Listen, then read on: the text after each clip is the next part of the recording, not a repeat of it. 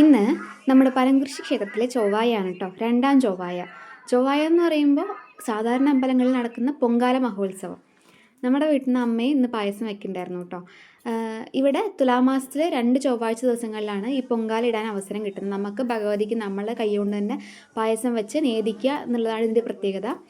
ഒരുപാട് പേര് വന്ന് പായസം വെക്കുന്നുണ്ട് കേട്ടോ ഈ ദിവസങ്ങളിലൊക്കെ. പിന്നെ അവിടെ ഭജന ഉണ്ടാവും. നമ്മളങ്ങനെ അമ്പലത്തിലൊക്കെ കയറി തൊഴുത് നല്ല തിരക്കുള്ള ദിവസം വരിക്ക് നിന്ന് തൊഴുതു. ഞങ്ങൾ തൊഴുത് വന്നപ്പോഴേക്കും പായസം റെഡി ആയിട്ടുണ്ടായിരുന്നു. പിന്നെ നമ്മൾ സാധാരണക്കാരായ പൊരി, നമ്മുടെ മുറുക്ക്, അങ്ങനെ കുറച്ച് കച്ചവട സാധനങ്ങൾ, അങ്ങനെ കടകളൊക്കെ അമ്മയെ കൊണ്ട് കയറി ഇറങ്ങി വീട്ടിലെത്തി. അമ്മയുടെ പായസം ഞാൻ ടേസ്റ്റ് ചെയ്ത് നോക്കി, പറയാണ്ടിരിക്കാൻ വയ്യ. സൂപ്പർ ടേസ്റ്റ് ആയിരുന്നു കേട്ടോ. പിന്നെ അടുത്ത ആള് നമ്മുടെ പൂച്ചക്കുട്ടിയാണ്. എന്താ തിരക്ക്! അവൾക്കും ഭയങ്കര ഇഷ്ടമായിരുന്നു കേട്ടോ.